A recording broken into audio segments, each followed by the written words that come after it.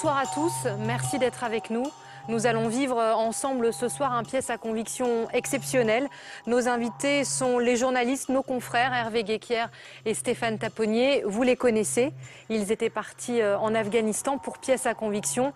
Ils n'avaient pas pu aller au bout de leur reportage.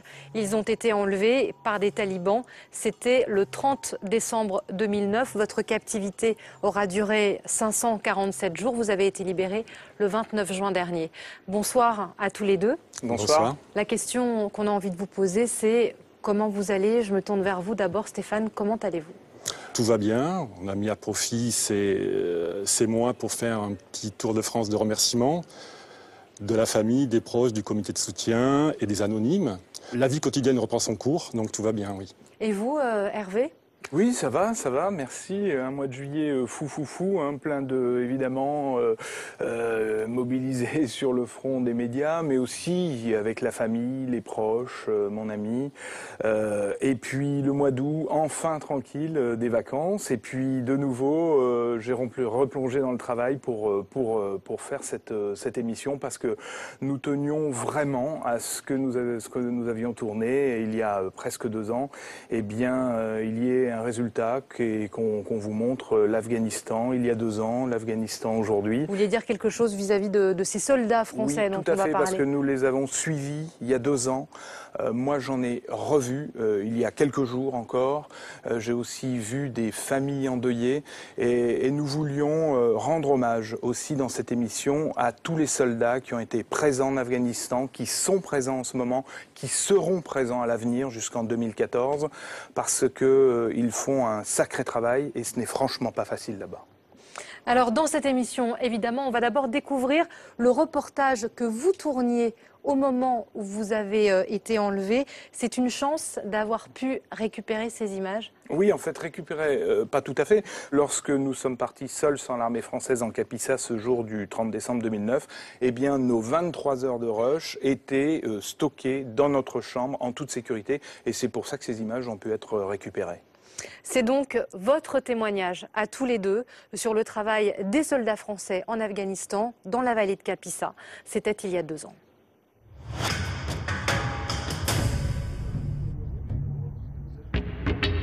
Premières impressions, premier contact avec l'Afghanistan, c'était il y a presque 2 ans.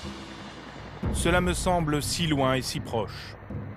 La base de Bagram, un petit morceau d'Amérique en pleine Asie centrale. 25 000 hommes, des avions, des hélicoptères qui se croisent dans un étrange ballet et quelques centaines de soldats français en transit, comme nous. Pour se rendre dans la province de Kapisa, il faut reprendre un hélico. Ça n'arrête pas ici, hein. Ça tourne, ça tourne, ça tourne. 10 à 15 minutes de vol, à peine. Les hommes embarquent pour rejoindre leur base, Nijrab ou Tagab. Ils vont y passer 6 mois. Ce que nous voulons, les accompagner, vivre avec eux pendant 4 semaines, montrer et comprendre ce que font vraiment les soldats français en Afghanistan. J'ai le sentiment d'être dans un film. Ces images, il me semble les avoir vues 100 fois. Des montagnes arides, brutes. L'Afghanistan, cela fait 25 ans que j'en rêve. Là, j'y suis. C'est palpable, à ma portée.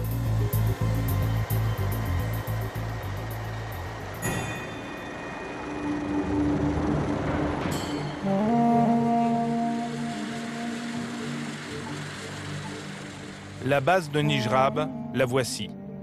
Autour, des montagnes, 3000 mètres d'altitude. Les Français vivent dans ce camp retranché.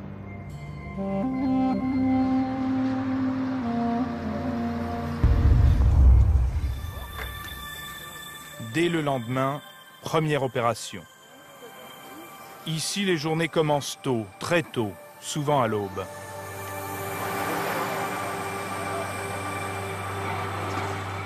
En Afghanistan, sortir du camp, c'est déjà se mettre en danger. Nous prenons la route entre la base de Nijrab et celle de Tagab.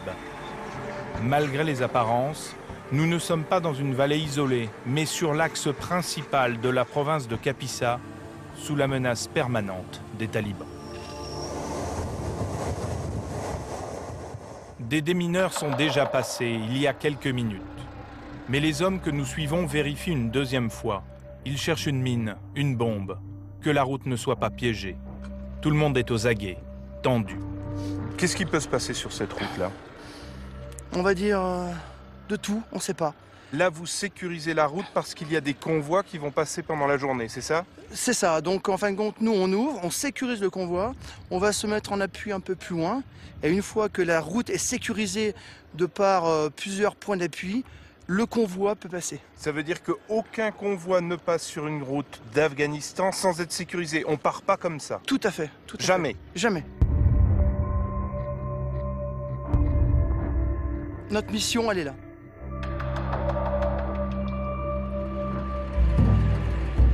Ensuite, il faut prendre position sur les hauteurs de la route. Un point d'appui, comme disent les militaires, pour mieux surveiller les alentours. J'observe tout mouvement. Tout le mouvement? Tout peut être suspect? Non, faut faire attention.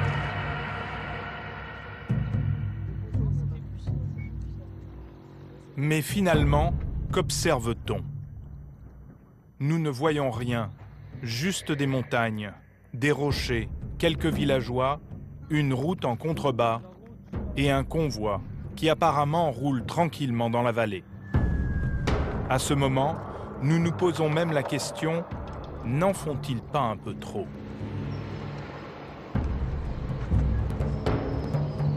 La réponse arrive sèchement.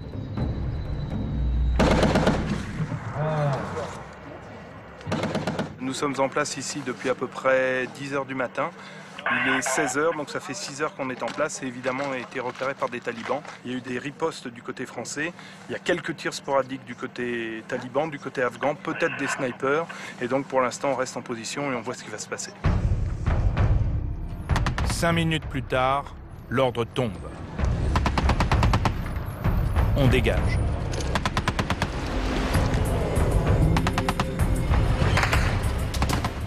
Mais les talibans ne vont pas nous lâcher. Pour ce jeune caporal, c'est le baptême du feu. On est pas visuel là. C'est pas visuel ce véhicule derrière.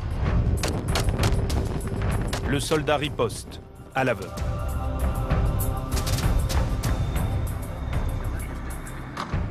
Retour à la base, sans casse, les talibans ont frappé comme d'habitude. Les coups viennent du même endroit, les wadis à chaque fois. Les gens ont bien riposté et tout le monde est rentré.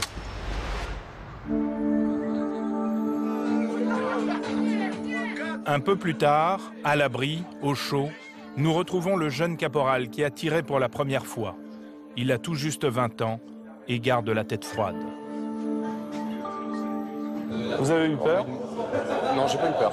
Disons que la première balle qui a sifflé juste avant qu'on prenne le convoi, elle m'a fait réagir et prendre conscience que voilà, on est vraiment dans un pays où faut faire attention, faut faire gaffe. Tout peut arriver, quoi. Tout peut arriver.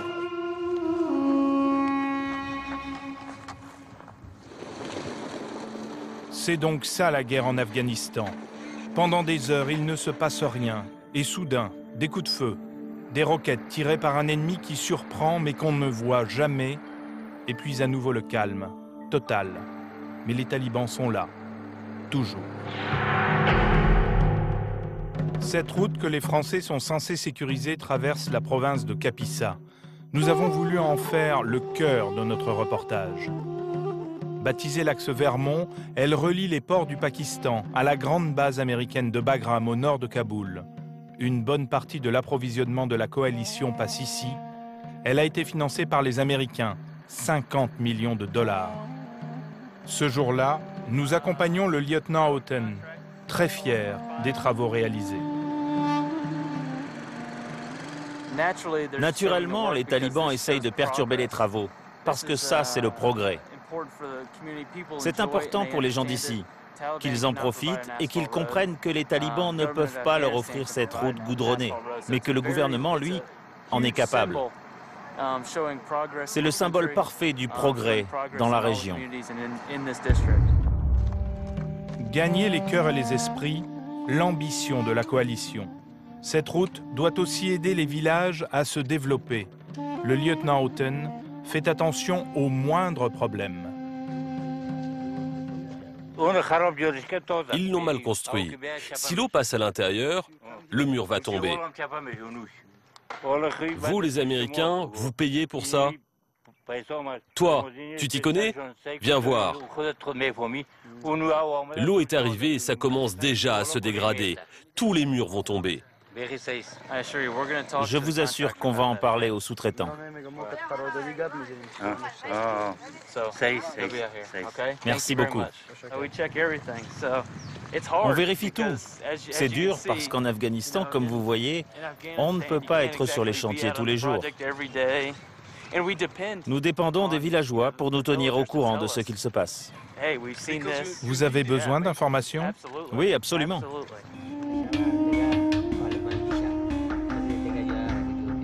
Mais pour le lieutenant, difficile de savoir dans quelle direction penche le cœur et l'esprit de ces villageois.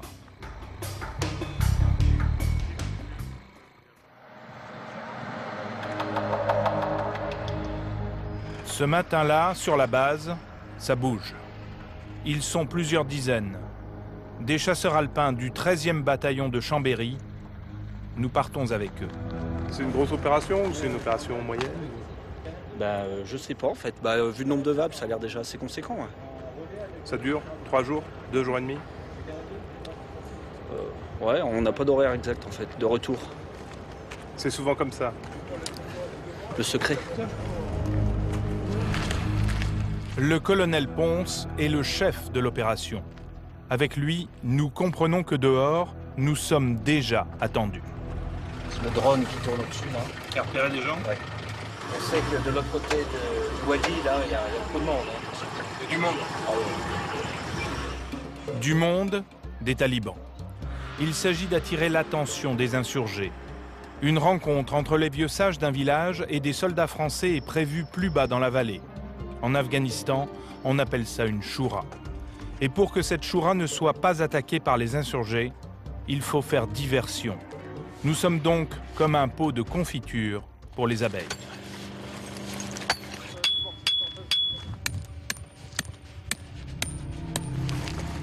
Bien là, hein? Oui. Il faut ça. C'est important le confort? Disons que oui, ça permet d'être à l'abri du vent, du froid et surtout des coups. Quoi. Et les coups ne se font pas attendre.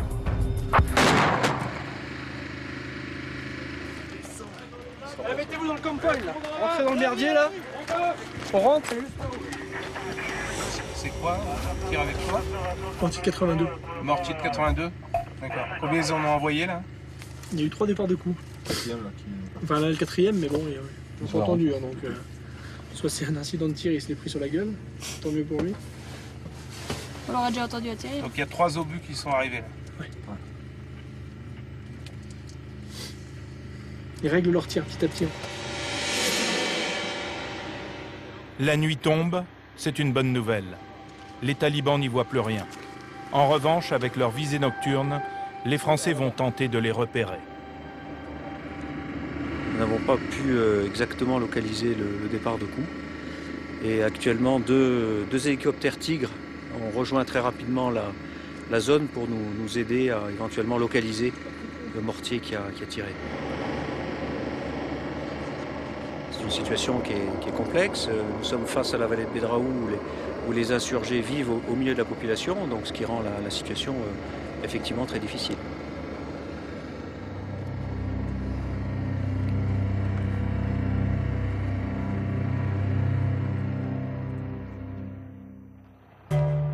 La nuit a été calme et au petit matin, les soldats français décident de pousser leur stratagème encore plus loin. Leur but est d'attirer les talibans le plus longtemps possible pour que la fameuse choura se déroule tranquillement.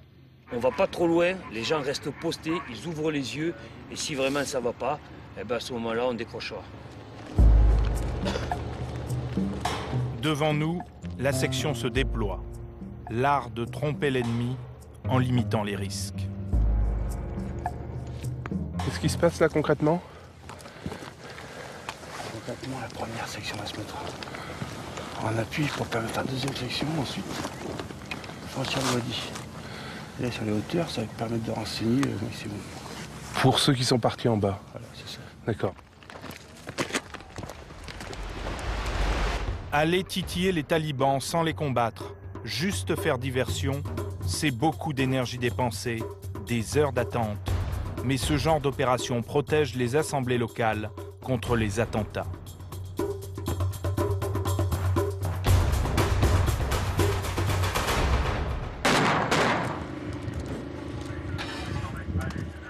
Et tout à coup, les obus recommencent à pleuvoir. Il est tombé où celui-là? Juste en dessous là. Les talibans sont là, toujours prêts à frapper, même aux abords de la route principale de Kapisa. Cette opération nous montre aussi que vous ne tenez pas du tout cette route, qu'elle est toujours perturbée, qu'elle est toujours harcelée, alors que c'est un axe économique essentiel dans la région. Alors ce n'est pas encore un axe économique essentiel, mais l'idée est justement d'apporter plus de sécurité sur cette route. C'est tout l'enjeu de notre mission ici. Mais on est loin du compte. Alors je ne sais pas si nous sommes loin du compte, mais nous travaillons pour en tout cas. Combien de temps vous vous donnez pour sécuriser cette route pour qu'elle soit enfin un axe économique viable? Écoutez, moi je ne suis absolument pas en mesure de vous répondre à cette question. C'est difficile, c'est compliqué comme travail? C'est un travail complexe. Si c'était simple, le problème aurait été réglé depuis longtemps et nous ne serions pas là. Quelques jours après ce tournage, nous quittons l'armée française. Le 30 décembre 2009, nous voulions interviewer la population locale qui vit près de l'axe Vermont. C'est sur cette route, à quelques kilomètres de la base française de Tagab, que nous sommes enlevés avec nos 3 accompagnateurs afghans par un groupe de talibans.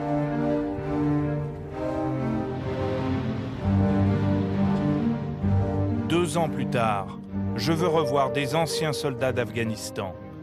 Ils ne sont pas nombreux à accepter de parler. À Saint-Étienne, l'un d'entre eux veut bien nous recevoir. Gabriel, bonjour. Bonjour, enchanté. Ce jeune caporal-chef a quitté l'armée l'été dernier. En décembre 2009, nous étions au même moment sur la base de Nijrab. Aujourd'hui, ses souvenirs de combat sont toujours intacts. Moi, dès qu'on sort, on sait qu'on peut très rapidement se faire tirer dessus. Il y a des fois, très tôt le matin, on a à peine le pied dehors, en dehors de la FOB. Donc de la base? Donc de la base, qu'on se fait, que ça tire. De cette guerre, il a rapporté une vidéo, une fusillade avec les talibans. Là, on allait fouiller des habitations suspectes. Pourquoi? Ils sont susceptibles d'avoir des armes, des explosifs, donc voilà, par rapport aux renseignements qu'on a, on va vérifier ça. Donc voilà, c'est moi qui viens de passer. C'était vous là? C'est moi Avec le sac à dos là? Non, je suis grand, mais je me baisse bien là. Donc voilà, c'est ça. C'est au moment là où on est derrière notre mur, là, à l'abri. Là, vous avez peur à ce moment-là? Là, oui, on a peur parce qu'on ne sait pas trop jusqu'où ils vont aller.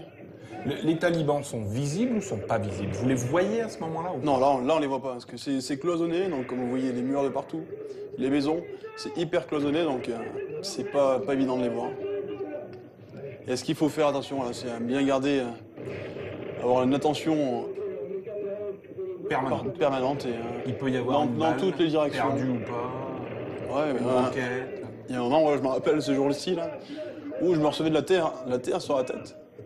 C'était quoi? Et en fait, c'était un insurgé qui devait tirer, qui devait nous tirer dessus. Et donc, le mur au-dessus de ma tête. Et voilà, je me recevais de la terre. C'était les balles qui tapaient le mur. Sur le mur, en fait. C'est ça. Et ça, c'était à combien de vous? À quelques centimètres? Un mètre, ouais.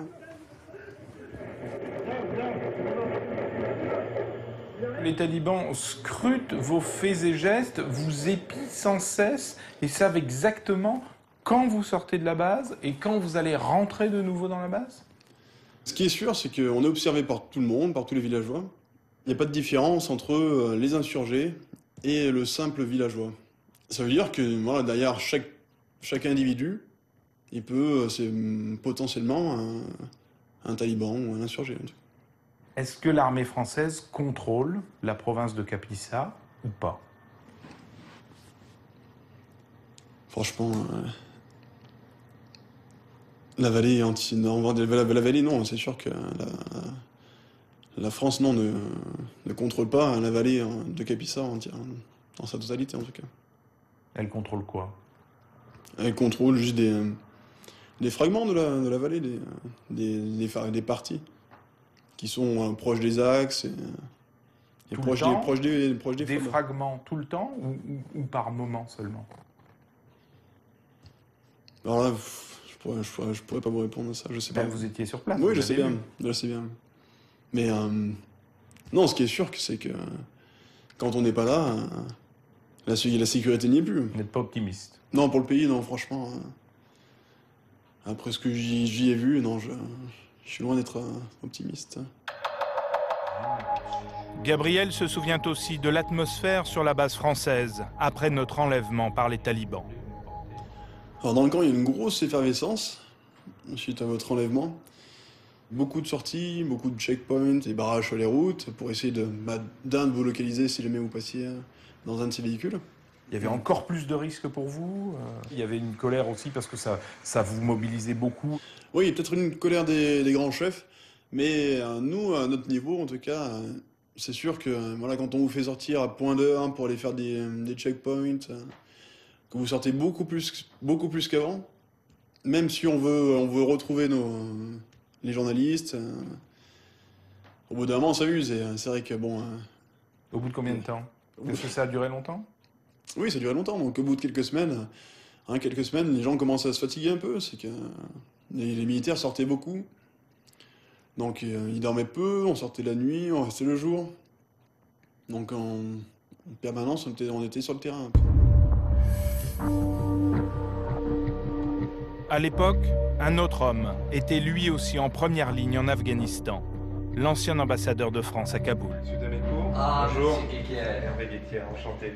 Ça faisait longtemps que je voulais vous voir. Jean Damécourt était au cœur de la négociation. Aujourd'hui à la retraite, il nous reçoit chez lui à Paris. C'était du renseignement humain ou c'était un drone qui nous a repérés? Les deux. Les deux? Le diplomate a été prévenu quelques heures après notre enlèvement. Donc je me doute bien. Ça a été quoi votre première réaction? Merde.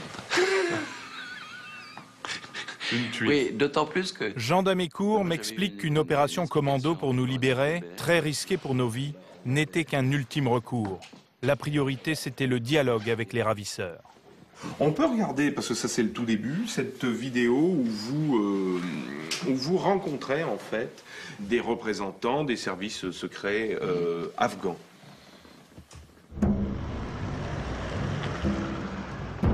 Sur ces images, Jean Damécourt quitte l'ambassade sous haute protection.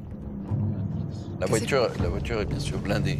Elle est même sérieusement blindée, mais enfin, cela étant, s'il y a une bombe qui explose en dessous, hélas, j'ai la tristesse de vous dire que nous serions réduits en poussière. Le diplomate fait le point avec le ministre de l'Intérieur de l'époque, Hanif Atmar, qui est déjà en contact avec les ravisseurs. À ses côtés, 2 membres des services secrets afghans. J'ai fait passer le message. Il faut garder une certaine discrétion dans les médias à propos de vos 2 otages. À partir du moment où on fait de la publicité autour de cette affaire, cela exacerbe l'intérêt à propos des otages et cela rend difficile la prise de décision indépendante. On a travaillé très étroitement avec les services afghans. Mais l'essentiel, la plus grande partie des informations est venue directement des services français. D'accord. Essentiellement quand même les services français, oui, beaucoup plus que les services afghans. Oui. Pourquoi? Parce qu'on a tout simplement des moyens techniques qu'ils n'ont pas.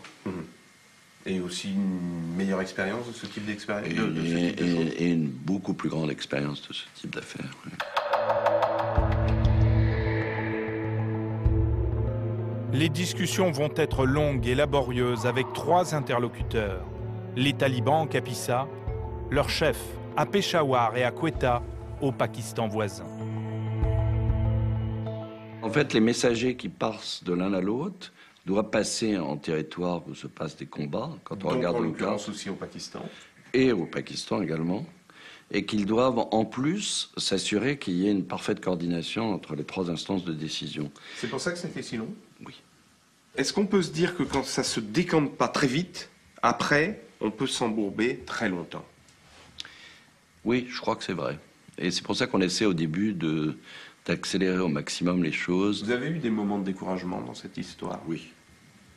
Quand et pourquoi? On a eu des moments de découragement quand on arrive presque à l'objectif, qui est un accord et la libération, et puis qu'on s'aperçoit que ça ne va pas marcher. Ça, c'est quand même extrêmement décourageant. Concrètement, on aurait pu être libéré quand? C'était tout près d'un accord quand?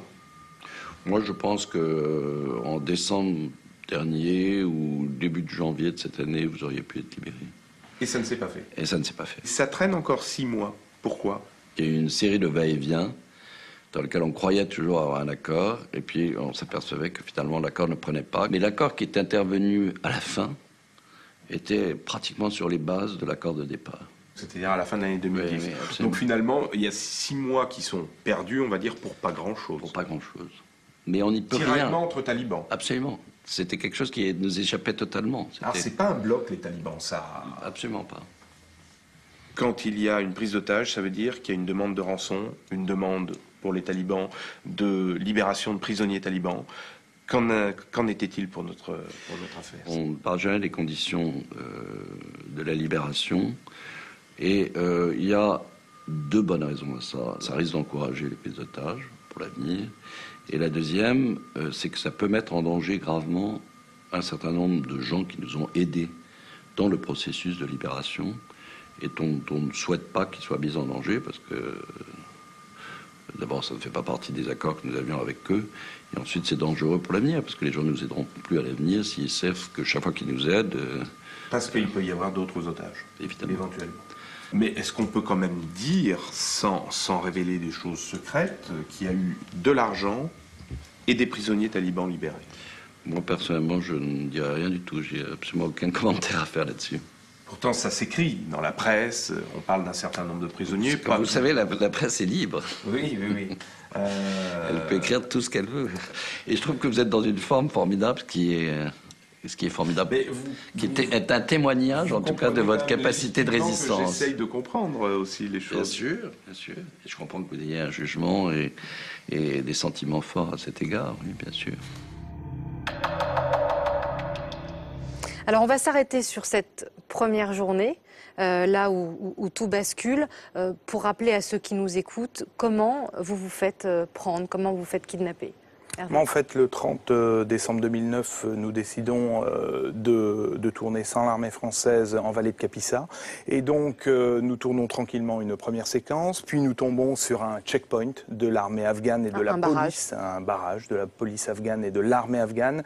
Et ensuite, nous allons plus avant parce qu'il devait y avoir un deuxième barrage qu'on n'a pas vu, parce qu'il n'y en avait pas, tout simplement. Et ensuite, nous avons été enlevés à... c'était quelques talibans qui étaient sur le bord de la route, très discrètement. Ils sont arrivés autour de la voiture, ils ont stoppé la voiture. Et là, nous avons compris par la suite que à ce barrage de la police et de l'armée afghane, il y avait un informateur taliban qui a donné un coup de téléphone au commandant local, qui lui-même a donné un coup de téléphone à ses hommes sur la route, et nous avions été stoppés, arrêtés à ce moment-là. Qu'est-ce qu'on pense, Stéphane, à ce moment-là? On se dit, ça y est, on est enlevé, on a peur, ou pas? Bien sûr, c'est un choc. On pense tout de suite qu'on est dans le pétrin. On comprend de suite que cet enlèvement n'est pas le fait d'un gang armé quelconque, mais de quelque chose de plus grave. Moi, j'ai un premier souvenir, un flash. Reza se retourne vers moi et me dit c'est grave, c'est très grave, en anglais. Stéphane se retourne vers moi et me dit on va passer de bonnes fêtes de fin d'année. Il me dit joyeux Noël. Noël venait de se passer d'ailleurs. Je ne comprenais pas pourquoi il me disait joyeux Noël alors que normalement il devait me dire bonne année. Ensuite, nous faisons une espèce de gymkhana à travers plusieurs villages. Nous sommes emmenés et vraiment exhibés comme des trophées.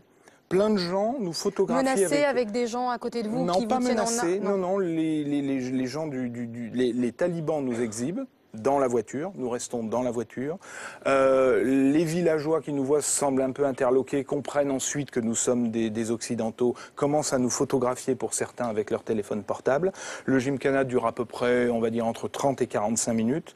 Et ensuite, nous descendons de la voiture. Et là, c'est vrai, Stéphane me précède de 20-30 mètres. Il rentre dans un enclos et je le vois mis contre un mur. Moi, il me met contre un mur aussi. Je vois des hommes en armes devant nous. Et là, l'espace de 10 à 20 secondes, j'ai un flash, comme dans les films. Est-ce qu'ils vont nous exécuter comme des chiens au pied de ce mur ou pas? Et bon, la peur se dissipe très vite parce que finalement on nous emmène, et on nous emmène dans une maison. Est-ce que vous savez à ce moment-là qui sont vos ravisseurs? Comme tu l'as dit, après cette exhibition un petit peu paniquante, parce qu'on ne sait pas qui est qui, là, un homme assez imposant s'avance et nous dit qu'il est commandant taliban et qu'il prend les choses en main, quoi. Et à partir de là, nous, ça nous rassure, bien sûr, parce qu'il y a une hiérarchie et il y a qu'un visage et quelqu'un qui dirige, parce qu'on n'a pas donné l'impression, lors de toute notre exhibition, que quelqu'un dirigeait quelque chose. Et là, quelqu'un prend les choses en main. Vous n'étiez pas, comme on peut l'imaginer parfois, nous, vu de Paris, dans une grotte avec des combattants, mais vous êtes, vous le disiez, dans des villages le plus souvent. On n'est pas isolé dans une maison perdue au fin fond de la montagne. On est très souvent dans un village, ça c'est vrai, mais en plus on est dans une pièce d'une maison familiale. Et c'est là toute la difficulté pour les talibans, c'est de trouver des maisons qui soient faites ainsi, c'est-à-dire une pièce totalement isolée, où on ne peut pas avoir contact avec le reste de la famille, sauf le chef de famille, qui est souvent un taliban ou un proche des talibans. Donc c'est totalement paradoxal. Alors, dans ces conditions que vous décrivez, qu'est-ce qui est le plus difficile, Hervé ? Je crois, moi, avec du recul, avec ces plus de 4 mois de recul, je me dis qu'il y a eu à peu près, en tout cas pour moi, 3 phases. La phase d'abattement au début, et où on se questionne, où on se questionne entre nous. Combien de temps ça va durer? Ça va pas durer très longtemps.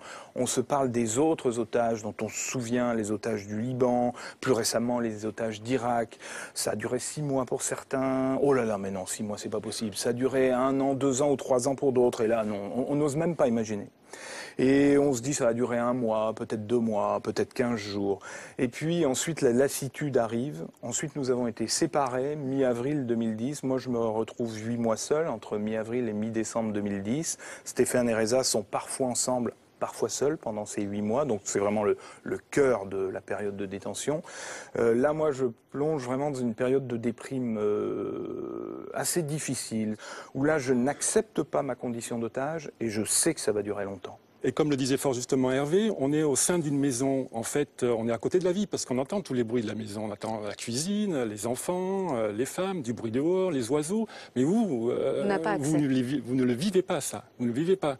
Le soleil sur votre peau, il y a longtemps que je l'avais oublié, quoi. En fait, notre seule sortie, c'est la gestion des toilettes. C'est la nuit, c'est 1 fois par jour. C'est la difficulté de cette détention, quoi. Le peu de nourriture, la gestion des toilettes et l'ennui quotidien. Et on s'exprime, on demande à ces geôliers, il faut que je sorte, il faut que je mange, ou c'est eux qui imposent leurs règles? On leur demande tout le temps, après ils font ce qu'ils veulent. Mais on ne les a pas laissés tranquilles, oui. Est-ce que vous entendez parler des discussions, des rendez-vous, des négociations pour vous libérer? Évidemment. Notre seule activité quotidienne, c'est d'avoir des informations sur notre libération. Donc nous les questionnons sans arrêt. Mais très vite, nous comprenons qu'ils ne savent pas grand-chose. Ou l'information part de la vallée pour remonter ensuite dans les montagnes est complètement déformée, quoi.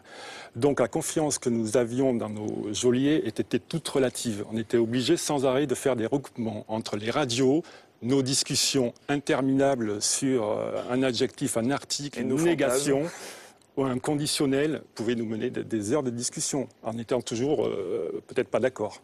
Alors on va revoir ensemble maintenant cette vidéo qui avait été tournée par vos ravisseurs. Est-ce qu'on imagine que oui, vous vous rappelez très bien de ce tournage? Parfaitement bien, c'était le 1er avril 2010 et il était à peu près 17 h, donc on s'en souvient très très bien. Et on bougeait 2 jours après. Et on bougeait 2 jours après, effectivement.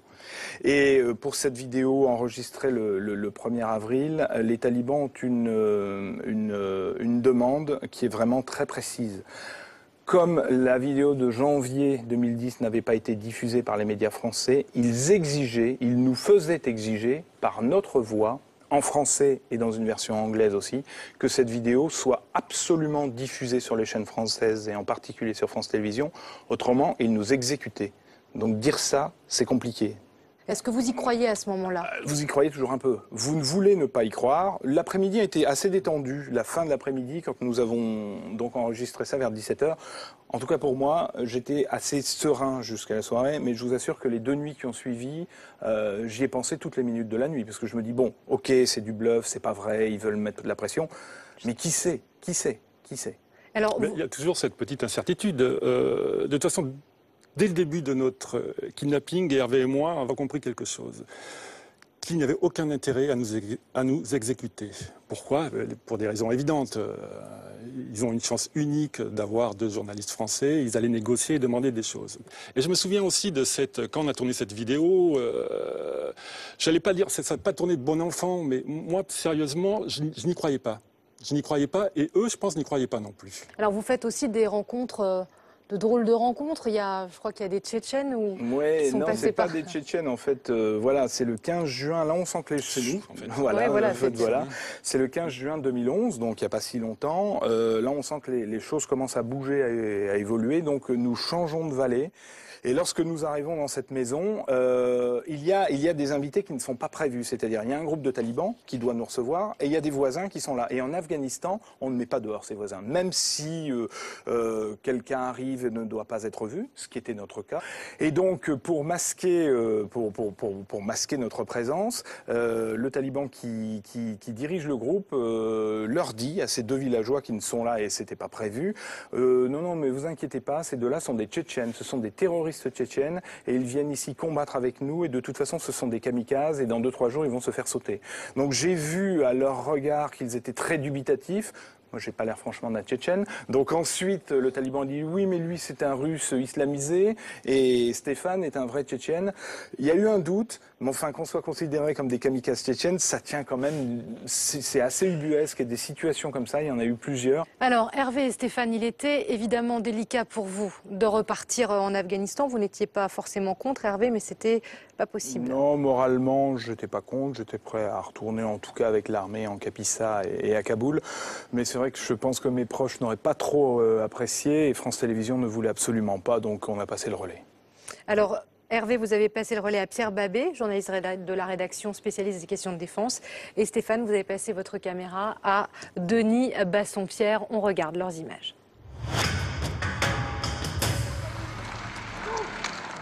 Rassemblement. Aujourd'hui, personne ne doit manquer à l'appel sur la place d'armes de la base française de Tora. Ce jeudi 27 octobre est un tournant dans la mission de ces soldats français en terre afghane. Leur chef leur annonce que la mission a changé. Comme nous l'avons tous vécu ici, la première moitié de notre mandat a été caractérisée par la participation à de rudes combats en zone verte et la perte de 2 de nos camarades. Mais depuis 1 mois, nous sommes entrés dans une phase beaucoup plus politique, marquée par un objectif clair. La rétrocession de la survie aux forces de sécurité afghanes. Le président de la République, chef des armées, a toujours rappelé que nous n'avions pas vocation à rester dans ce pays. Maintenant, c'est aux soldats afghans de monter en première ligne. Et dans leur base, ils s'entraînent.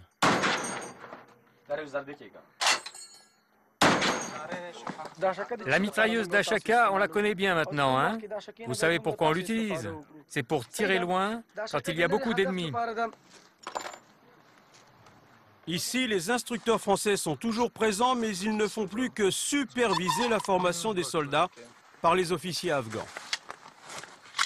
Ils sont très ordonnés, même si ça paraît un peu archaïque pour nous Européens, mais ils sont très ordonnés, ils sont méticuleux, mais ils ont leur façon de faire, qui est peut-être un petit peu déstabilisante au début, mais qui fonctionne très bien. Et sur le terrain, contre les insurgés, comment ça se passe? Premier jour, les tigres ont été guidés par les... Ce colonel rentre d'opération et dans cette mission, la technologie française a été d'un grand soutien pour les 2 armées. Ça va manquer aux Afghans quand vous repartirez là? Ça c'est notre façon de faire la guerre. Les Afghans, ils ont un sens du combat et surtout une mobilité qu'on n'a pas. Nous, vous avez vu l'équipement qu'on porte, donc en mobilité tactique du fantassin, on est vraiment contraint. Donc nous, pour aller là-haut, chargés comme on est, avec l'équipement qu'on a, il nous faut des hélicoptères. Eux, non. Mais pour ces officiers afghans, savoir se battre, ce ne sera pas suffisant contre les insurgés. Grâce à Dieu, nous allons assumer nos responsabilités en prenant le contrôle du district d'Ouzbin qui fait partie de la province de Kaboul. Si nous, militaires afghans, faisons des progrès, nous pourrons garantir la sécurité de cette zone. Mais nous aurons plus de réussite avec plus d'armes et plus de soldats. L'armée afghane enrôle. Mais ces futurs soldats pourront-ils imposer la paix quand 1 sur 5 fait défection et qu'il y a parmi eux des talibans infiltrés? Officiellement, pourtant, elle est prête à reprendre le flambeau. Au début, l'armée française était devant l'armée afghane. Ensuite, elle est passée aux côtés de l'armée afghane. Et désormais, elle est derrière l'armée afghane en pensant que cette armée afghane peut être en première ligne. Pour l'armée française, même se déplacer est dangereux. À tout instant, les insurgés peuvent attaquer. Comme à chaque déplacement, les blindés sont filmés de haut, surveillés par un drone, un avion sans pilote, capable de repérer l'ennemi. Arrivé à la base, le convoi se met bien à l'abri. L'année 2011 a été la plus meurtrière qu'aient connue nos troupes en Afghanistan. Rien n'est dit officiellement, mais l'objectif numéro 1 est bien clair, s'exposer le moins possible pour limiter le nombre de morts.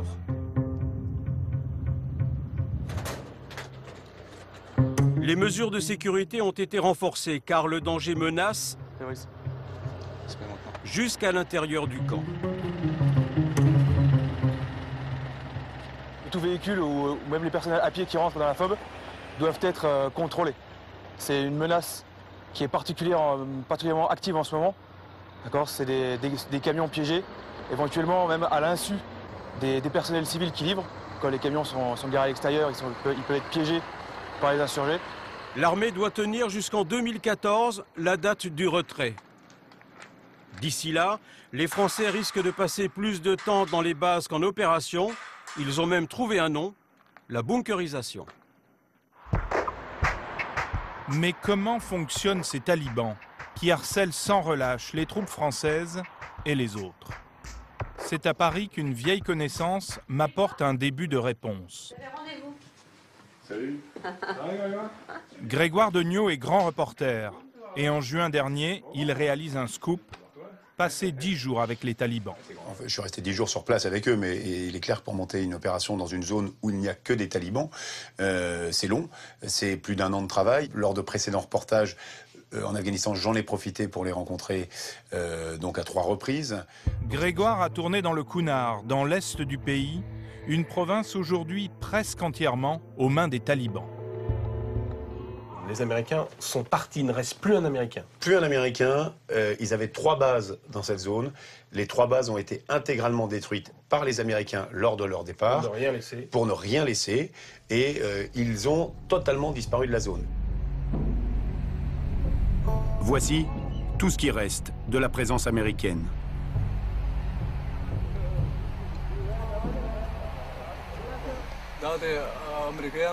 C'est la base américaine. Grâce à Dieu et au combat des Moudjahidines, ils ont été obligés de détruire leur base de leurs propres mains. Les talibans et leurs alliés sont tous persuadés que très vite, ils vont reprendre le pouvoir. L'Afghanistan redeviendra un émirat islamique où des règles strictes seront appliquées. Descends. Ici, il y a déjà un responsable des bonnes mœurs. C'est le chef de la police, du vice et de la vertu. Bonjour. Remonte un peu ton pantalon. Pourquoi tu te rases la barbe? Oh, comme ça. Voilà. Se raser est un péché capital. Se raser était un usage dans la tribu de Lot qui s'adonnait à la sodomie. Nous ne pouvons commettre pareil péché mortel.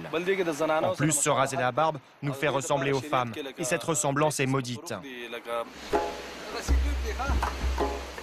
Ça fait partie des vices, n'est-ce pas?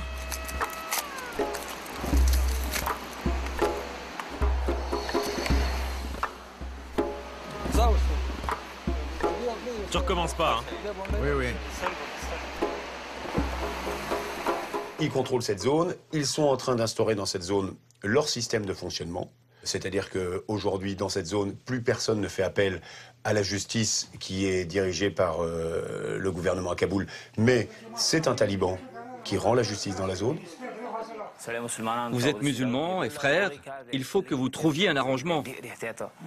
Monsieur le juge, je vous assure que dans cette histoire entre mon frère et moi, votre décision sera respectée. Grâce à Dieu, nous sommes dans un régime islamique. Tout le monde sait que pour tel délit, il existe telle punition. Tout est clair. Et pour cette raison, les gens évitent de commettre des délits. Personne n'agresse personne, personne ne vole, ne viole, ni ne verse le sang. Sous le gouvernement précédent, il fallait aller voir le juge un jour, puis le lendemain le receveur et le sous-préfet, puis le commandant de police. Et à chaque fois, il fallait donner 200, 400, 1000 Afghanis. Il y avait plein de problèmes. Une simple affaire de poulet se transformait en affaire de bœuf qui n'en finissait pas. C'était très mauvais. Maintenant, c'est un jugement de musulmans pour les musulmans. Après 6 ans de procédure devant la justice officielle, l'affaire a été réglée en 40 minutes par le juge taliban. Les talibans contrôleraient déjà plus de la moitié du territoire afghan. Et chaque jour, ils progressent. Donc les talibans gèrent tout de la vie quotidienne finalement dans cette zone. Ils gèrent toute la vie quotidienne. Mais il y a une chose qui est absolument hallucinante, que je ne connaissais pas et que j'ai découvert, c'est que néanmoins, il y a toujours de l'argent du gouvernement afghan, allié des Américains, etc., qui arrive chez les talibans. C'est-à-dire que les profs dans la zone qui donnent des cours qui sont conformes à l'éducation souhaitée par les talibans, ces profs sont payés par le gouvernement de Kaboul. Les routes sont entretenues avec l'argent qui vient de Kaboul, les ponts sont reconstruits avec l'argent qui vient de Kaboul, les médecins sont payés par Kaboul. Donc on a une espèce de cohabitation entre les talibans finalement et le gouvernement de Kaboul. Voilà. Ce qui arrange énormément la population. C'est-à-dire que la population est très contente d'avoir la sécurité grâce aux talibans et le respect des traditions. Et d'un autre côté, d'avoir quand même de l'argent qui arrive et que ça puisse fonctionner. Et ça, ils le doivent au gouvernement de Kaboul. Les Américains partis du Kunar, les talibans peuvent mener leur guérilla dans une autre vallée, toute proche, la Kapisa, là où se trouvent les Français. Le fait qu'ils aient conquis le Kunar, qu'ils contrôlent totalement cette province, met sous pression la Kapisa. On voit d'ailleurs que ça s'est dégradé. En Kapisa, il y a eu beaucoup plus de combats. Les Français ont été beaucoup plus sous pression parce qu'ils sont au contact maintenant. Avant, les talibans avaient plus de mal à arriver jusqu'à eux puisqu'il y avait l'armée afghane, les Américains qui faisaient tampon dans cette province du Kunar. Donc on peut dire qu'aujourd'hui, la Kapisa est un peu, pour cette zone nord-est, le dernier rempart avant Kaboul. Pierre Servant nous a rejoint. Bonsoir Pierre. Bonsoir Patricia. Vous êtes spécialiste défense, vous êtes évidemment aussi un ancien colonel de réserve. Vous êtes allé plusieurs fois en Afghanistan, c'est un pays que vous connaissez bien. Quand on regarde les images de ce reportage, on se dit que les talibans sont en train de gagner la guerre. C'est pas certain. Ils marquent des points, la situation est extrêmement difficile, mais en fait, j'ai toujours du mal à parler de l'Afghanistan, j'ai souvent tendance à parler des Afghanistans, car quand ils marquent des points à un endroit, ils peuvent en perdre ailleurs. C'est justement la situation de ces derniers mois, ils ont été durement frappés, les chefs ont été tués, les groupes de combat ont été affaiblis, mais c'est vrai qu'ils ont tendance, quand ils sont touchés à un endroit, à aller frapper ailleurs, et c'est tout l'enjeu des mois qui viennent, des années jusqu'en 2014, c'est d'arriver véritablement aux endroits où il y a un retrait de l'OTAN, de mettre en place l'ANA, parce que si ce n'est pas la nouvelle armée afghane qui se met en place, ce sont effectivement les talibans qui en prennent. Un point par exemple, depuis 2 ans, les talibans n'arrivent plus à monter de grosses opérations militaires, qui étaient les opérations traditionnelles du printemps, avec 200, 300, 400 combattants talibans. Ils n'y parviennent plus parce qu'ils ont été durement touchés, et donc ils se sont reportés vers les attentats kamikazes, les engins explosifs de bord de route, ce qu'on appelle les IED, qui ont l'avantage, si vous voulez, de maintenir la pression et de permettre un relais médiatique, une pression psychologique très forte, parce que ça touche Kaboul, des centres de commandement ou des personnages symboliques, comme le demi-frère du président Karzai qui a été assassiné. Moi, je dirais Hervé, aussi, vous avez constaté de l'intérieur comment travaillent les talibans, comment ils attaquent les Français. Est-ce que vous avez pu comprendre leur stratégie ?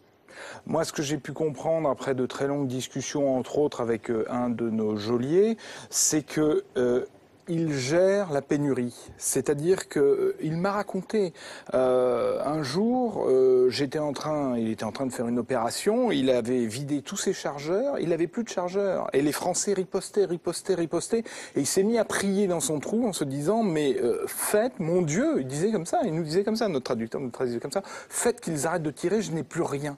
Parce que à l'arrière, eh bien, ils n'ont pas une logistique extraordinaire. Il manque de munitions de toute façon. Une autre fois, il m'a raconté comment il faisait pour faire croire aux Français qu'ils étaient nombreux. Ils étaient 5 ou 6. Ils se mettent chacun à un poste en hauteur et ils tirent tous en même temps. Mais comme ils sont cachés dans des trous, derrière des murets, etc.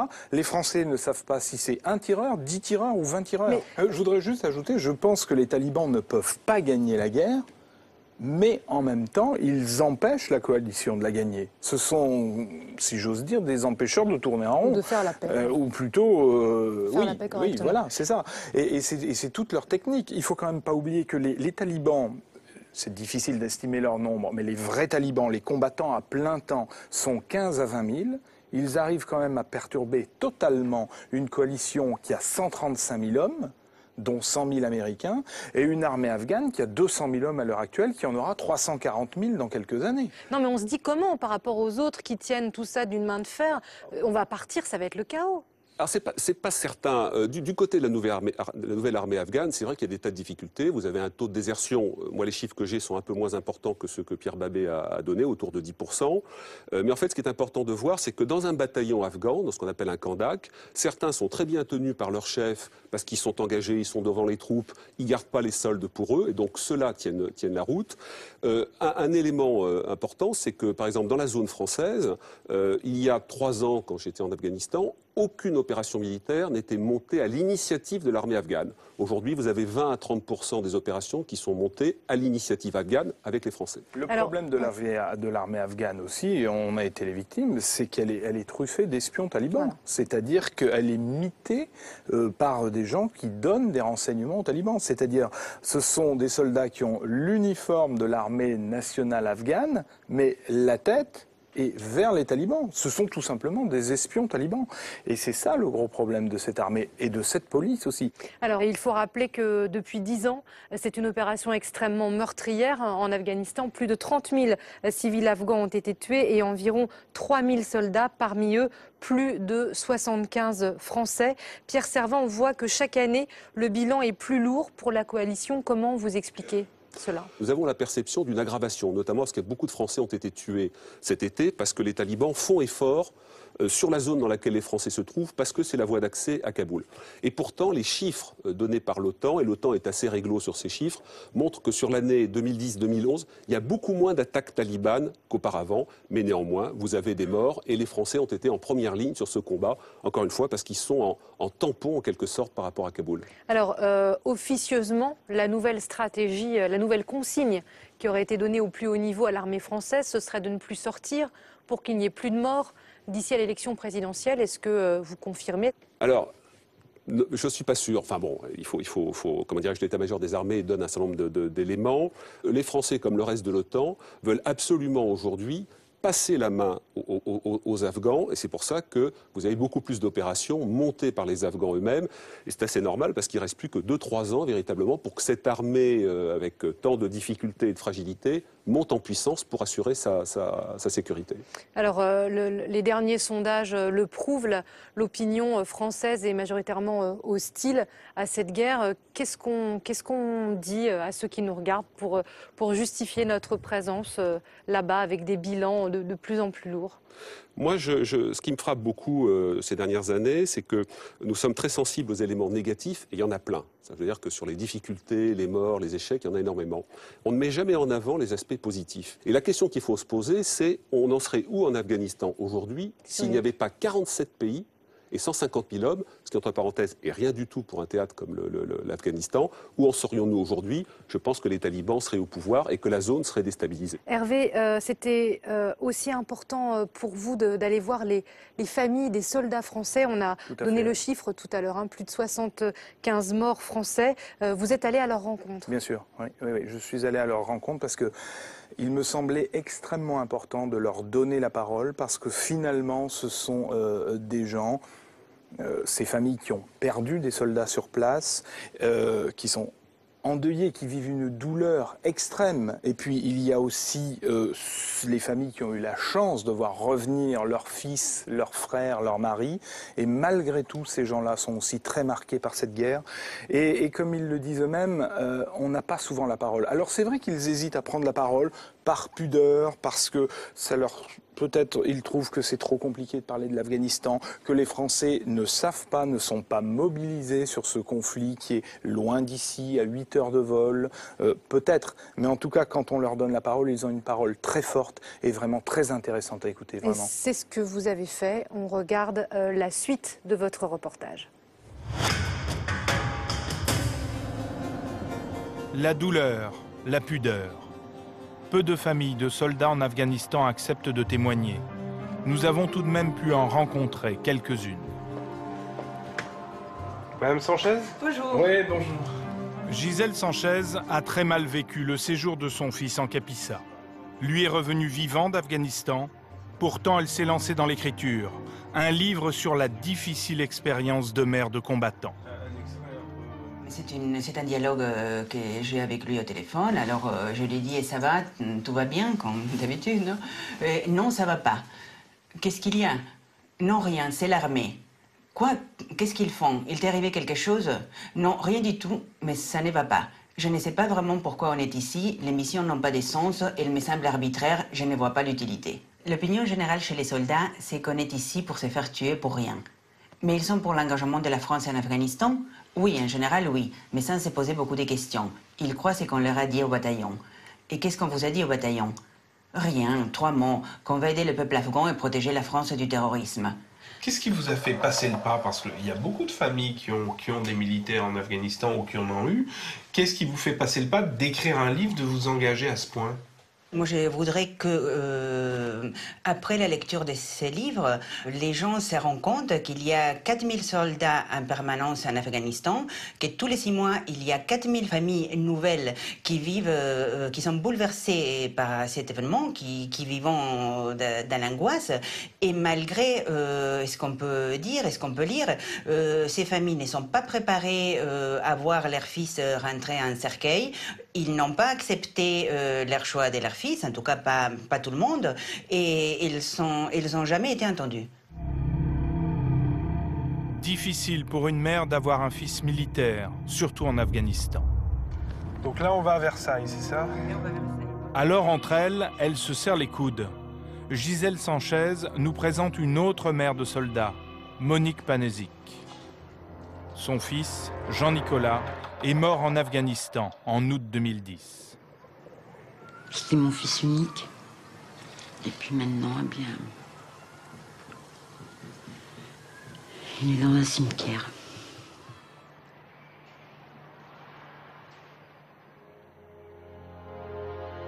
Le caporal-chef Panezic s'était engagé à l'âge de 20 ans dans le 21e régiment d'infanterie de marine de Fréjus. Il meurt à 25 ans d'une balle en pleine tête dans la vallée de Kapisa.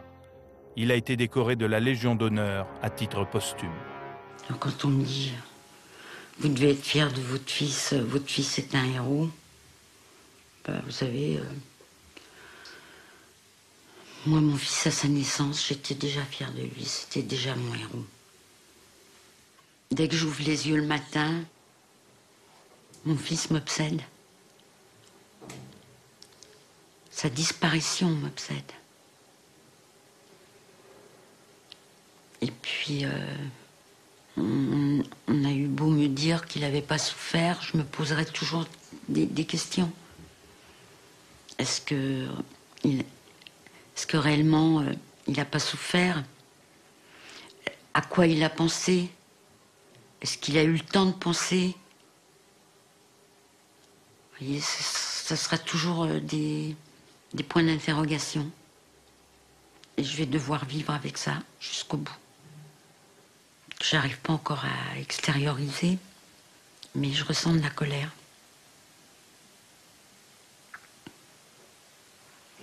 Elle est là-dedans, elle est enfouie là-dedans. Elle demande qu'à sortir.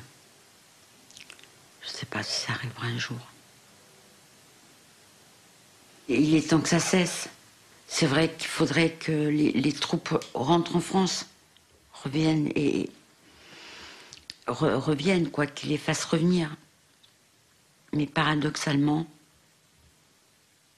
j'ai l'impression que mon fils aura été tué pour rien. Vous comprenez ce que je veux dire? Qu'il n'y ait plus de morts, qu'ils rentrent tous. Mais tous ceux qui ont laissé leur vie, y compris mon fils, pour moi, ils seront morts pour rien.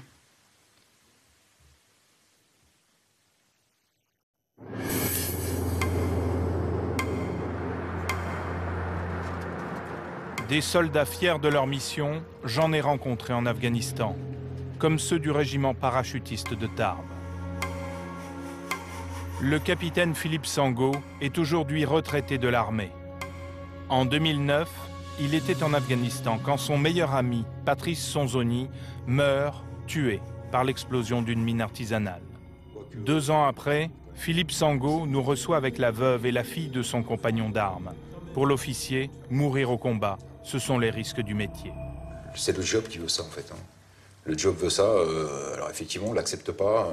Mais maintenant, moi, j'ai encore du mal à comprendre que mon copain est resté en Afghan.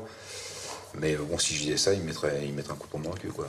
Et il dirait, c'est le job, quoi. Donc, voilà. Et je pense qu'on en avait conscience, mais en fait, on n'y croit jamais à ça. On n'y croit jamais à ça parce qu'on se dit, avec tout ce qu'on a fait avant, je vois pourquoi ça nous arriverait maintenant, quoi. Pour lui, aller en Afghanistan, c'était sa mission, c'était son travail. Ouais. Il fallait qu'il le fasse. C'était la mission suprême, hein. Ça, comme le disait Philippe. Je pense que ça sert à quelque chose. S'ils y sont, c'est forcément qu'il y a des raisons. Mais Ça sert à quoi? ça sert à quoi? Ils font leur boulot. Voilà. C'est leur boulot et s'ils y vont, c'est que ils aiment ça aussi. Et voilà. On est fiers d'être désignés pour ce type de mission, d'opération. On a bien bossé, on a fait notre boulot et après les résultats sont difficilement quantifiables. Mais nous, on était vraiment dedans, quoi. Moi, je suis pas militaire, donc je vois pas les choses un peu comme ça sera sans fin, cette guerre. On le sait. Donc, autant que ça se finisse.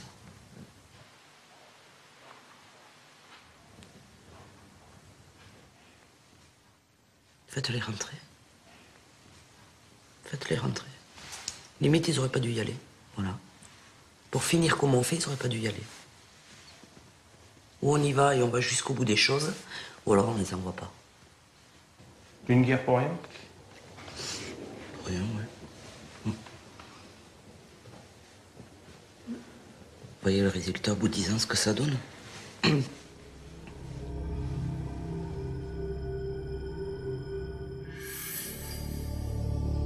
Sommes-nous partis là-bas pour rien? Entre la douleur de familles françaises et un engagement militaire qu'on a vraiment du mal à définir, il y a pourtant 10 ans de présence étrangère et un pays qui a changé. En 2001, pratiquement aucune fille n'était scolarisée. Aujourd'hui, elles sont 3 millions. Pour les garçons, on est passé de 1 à 5 millions.